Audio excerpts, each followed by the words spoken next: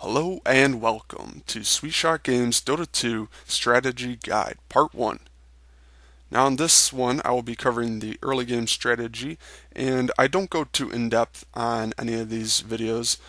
That's because that would take a little bit too long for what I want to do. I just want to give you a bit of an idea of how to get started on them, and then maybe later on I'll give you more in-depth strategy. This will come in handy, especially when you're playing a captain's mode drafting game, whether you're solo queuing for it or whether you're playing as a 5-man pre-made. Also, if you're playing solo queue or in a 5-man pre-made with any of the other modes, it can be helpful.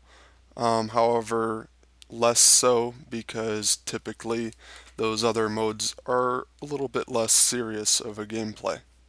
Anyways, if you're solo queuing, this is going to be a lot harder, of course, because you're not going to be able to control your teammates and what they do, and you're just going to have to discern based on your opponents and on your teammates and what their picks are, what hero you think would be best for a certain strategy that you could see working for your team. I'll try to explain this a little bit more as I begin to explain the three major strategies in Dota 2. So the way I see it, there are three main strategies, and I categorize them by the time of victory. That is the time or the target time that you and your team are trying to win the game by. So there's an early game, mid game, and a late game strategy. And the early game, you typically, if you're doing the early game strategy, you typically want to try to end the game and win the game within 20 to 30 minutes with a 5-minute grace period. That is from 20 to 35.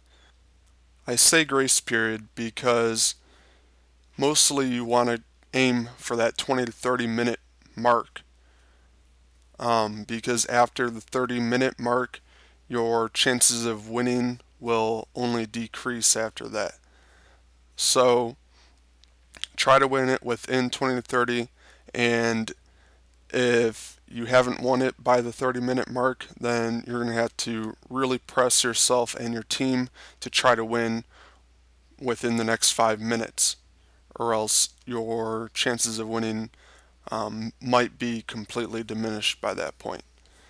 And that's because the early game strategy is more so a push strategy, a straight up push strategy where you're just picking a bunch of heroes with really good early game potential and a lot of pushing power. Typically with this strategy you don't really even need a carry. You can just go all out push power with some heroes like a Chen or an Enchantress, or you could get a support like Shadow Shaman with some good push power. You could get a carry like Juggernaut, who has a lot of pushing potential actually, and so you wouldn't necessarily even play him as a carry, but you would max out your Q and W and skip your E. And this would give you the healing ward, which would help keep all of your creeps alive. You could also get a solo mid hero such as Shadow Shaman, who would be great for pushing, or a Death Prophet, who's another really strong pushing hero. And then for an offlaner, you just want someone who can hold that lane and keep the opponents from pushing that lane.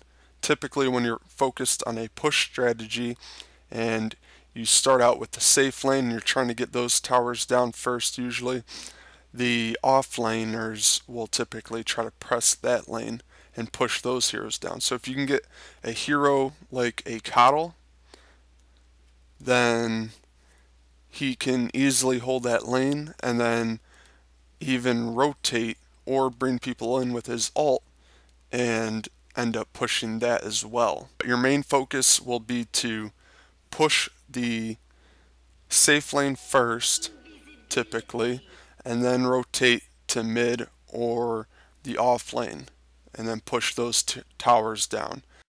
Alright, so that'll do it for the early game strategy or the pushing strategy. Keep an eye out for the next two videos that I will be putting out very soon for the mid game and the late game strategy. Also, be sure to check the description below for some links where you can find me, follow me, and contact me. And of course, thanks for watching.